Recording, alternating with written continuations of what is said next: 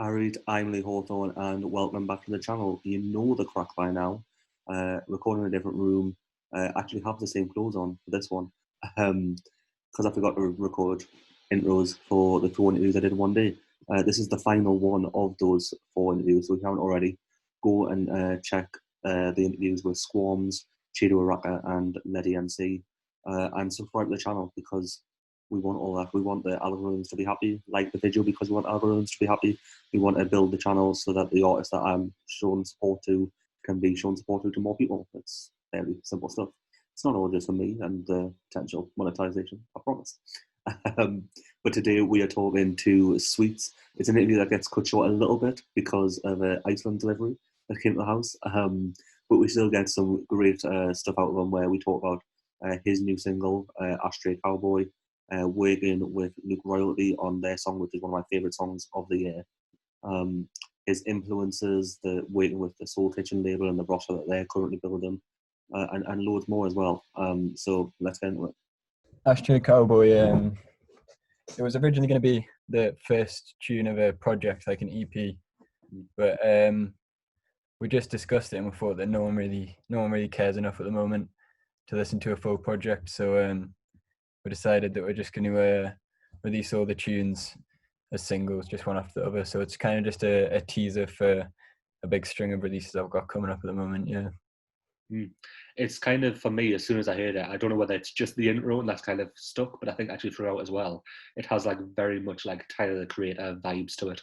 Yeah, definitely. Earlier on, is that something that I guess you're kind of heavily inspired by? I suppose like being like the age that you are, I'm guessing kind of Odd Future was a big influence. Kind of, I know Frank Ocean's like in there as well, and yeah. I was a big Odd Future head. Like when they were even back in like 2012. When they were just getting up to no good and being dickheads to interviewers. That was great. What are you saying in your lyrics? Nothing. Shit to piss old white people off like you. And also with Ashtray Cowboy, I kind of went for, like old school ale with the rhyme schemes and the flow. Yeah. I went for that vibe, just with the like loads of internal rhymes and the like really slick flow. Yeah. It's a different sound to kind of what we've had from you in the past, but also I think everything that you've put out has kind of been a bit different. Yeah. Like, what was the song that you put on SoundCloud that was like something that wouldn't even like be what people would expect from a rapper, I guess? Yeah. I sing as well. I don't do it so much because I'm not that confident with my voice, and for some reason when I play live, I just can't do it. Like the nerves get to me and my voice will waver a bit. So I've got a bit of practicing to do there, but yeah, I produced that one on SoundCloud as well, Voyeurs. Yeah. It's like interesting because I remember seeing you. When even was that? Was it last year? Was it the year before? Hit the North. Yeah. When kind of Soul Kitchen had like that little takeover of Head of Steam. And I remember seeing you there, and I think was it the night before, or the night after that you did Any Rising open mic night as well. Yeah. And it was like I remember like seeing you then, and like I can't remember for the life of it. I've been trying to for the last since we arranged the interview anyway. I'm trying to remember like what the sound was exactly, but I remember being very different to what you've released, and it was like very interesting because actually I really loved what you did, and I love what you've done now as well. But like, it seems like either you're showing your kind of versatility, or maybe you haven't found your sound yet. Like, well, that's the thing, mate. I think I'm just because I love all hip hop and I love experimental stuff and I love grime and I love old school hip hop. So I think I just want a sound that isn't anything. I just want a sweet sound. So I'm just looking around for that at the moment. And I've been working one-on-one with producers instead of just buying beats online as well. And that off the back of that, I've kind of got a more sweet sound nailed. So they'll be coming out in the new year. Yeah. So are they more in the kind of the Ashtray Cowboy vein then? Are they kind of similar at least-ish? They're harder. They're like more upbeat than Ashtray Cowboy, but they're more experimental because like the Ashtray Cowboy beat, it's kind of like structureless and it's jazzy and it goes weird places. In that sense, yeah, that's influenced by Tyler as well. Just like I don't really like conventional structures. Who are the producers that you've been working with? a lad from Lipper and some lads from BIM.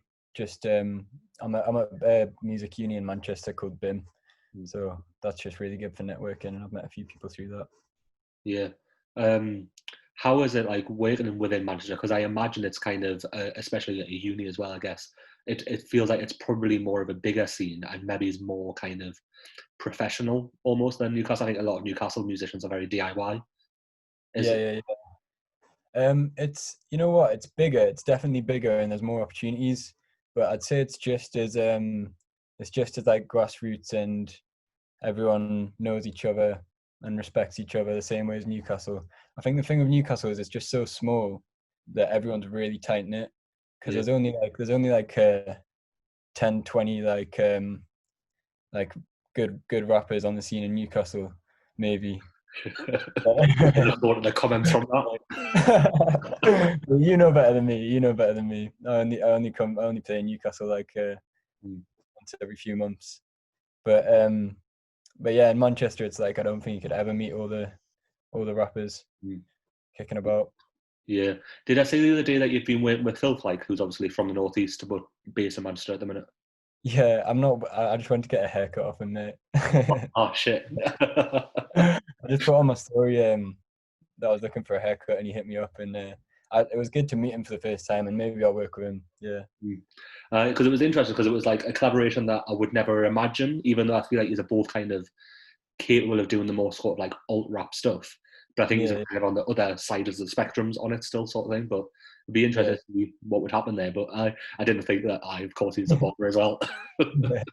Well, I really like Phil Flake's production and his and it's in his lyricism as well. It's kind of like Mike Skinner kind of poetry vibe.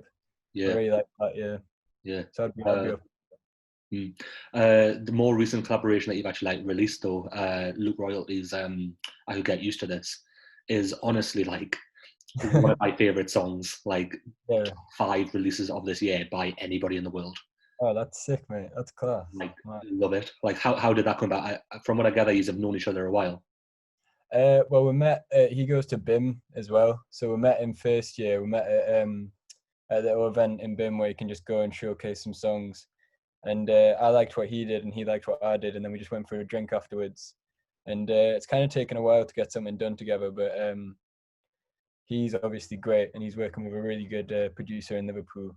And he just invited me along, and we've got like 3 or 4 songs together, but that was the best. So I think there's going to be a sweet song featuring Luke Royalty coming up soon as well. Very excited about that. And obviously he's kind of from Darlington as well, so it was kind of interesting for you to meet there, I guess. Yeah. It's always nice to hear a proper northern accent in Manchester. Proper. And then it's interesting that it was released through Soul Kitchen. So is he now kind of part of the roster? Because there seems to be like some really serious movements on the label with yourself. Yeah. Solar, Jay Grayson, some really exciting music coming. Yeah, he's part of the roster now. Yeah, he's buzzing about that. How does it feel being part of a label that is kind of so strong at the minute? Like the other artists that are on there are all smashing it as well. Yeah, it feels great, mate. It feels good just to have some people who believe in you, and some people behind you, because like I'm pretty shit with the logistical side of things, so it's nice to just have someone who believes in the art who's also good at that as well. So that's kind of what they've been doing. And it seems to be, obviously, I guess you've been part of it forever just about, but it seems in the last sort of maybe 6 months, it seems to have really stepped up as a label. I guess starting with Kay's stuff maybe when she released earlier this year, and then with Solar and the Luke Royalty tune that you're on. Has there been anything kind of internally that's like happened that's like made you just kind of kick on, or are you just not really into all of that because you're a musician? I think maybe lockdown. The people doing the logistical stuff, they've started focusing on the younger musicians, and they don't have to worry about live stuff anymore. So I think they kind of decided over lockdown they'd do a release every month and push it. So I think lockdown they're just working hard from home. Yeah. And you mentioned there the work with the kind of newer musicians, but obviously there's kind of a legacy there, I guess.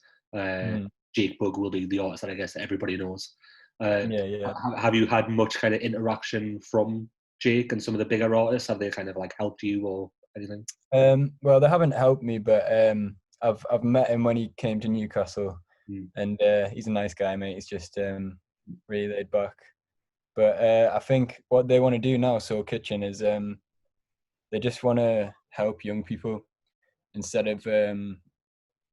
I think they're more about bringing the scene up instead of focusing on money at the moment. So they're just investing in Solo and Luke and Kay and me. That's really nice to hear. So you mentioned before the singles that you kind of got coming out. Is there kind of like a time scale for them? I'm guessing this is the last one of the year, maybe like January we're looking towards. Yeah. Well, they're talking about don't release anything over Christmas, which I'm sure you know. Yes. Yeah, everyone's listening to Michael Bublé instead. So I think we're just gonna wait till January and then once a month, yeah, and get some more summery songs out in like springtime. Yeah, and then you mentioned that there originally was an EP, and that's now going to be singles. Are you still kind of maybe now going to go back and like work towards an EP for like? Yeah. Well, definitely that's the goal, mate. I love like bodies of work and albums, and like Tyler especially, like the way that all his albums have a narrative. Yeah, I love that, and that would be the goal. But yeah, I think when you're an artist as small as I am, I just don't think people asked enough to listen to a full project most of the time, like unless they're really like engaged with the scene, like someone like you. I just think most people listen to the first couple of tracks and then switch off. yeah. I think for like my perspective is that it's definitely better to start with singles and kind of build some sort of like. I think for you to just drop an EP would be like maybe it's not, but I think a couple of singles and then leading into. But I think there is also something to be said for being a project artist. Like I think if you can prove that you can make a good album or EP, whatever, then I think there is an audience there. But I think it's like you say, it's like working towards it, I guess. Yeah. There is an audience there, definitely, and it's a lot more. You'd have to leave a bigger gaps, obviously, in between releases, and yeah, I think I'm definitely into the idea of singles more at the moment. And is there like so you mentioned like the other singles, is there any more kind of like overt influences in there? Like you mentioned Tyler a few times, and is there any other things that maybe like unexpected that's in there? Unexpected. You know who I love? I'm not sure how you'll feel about this. Young Thug. Right. Yeah. I mean, I've never listened, but I get it.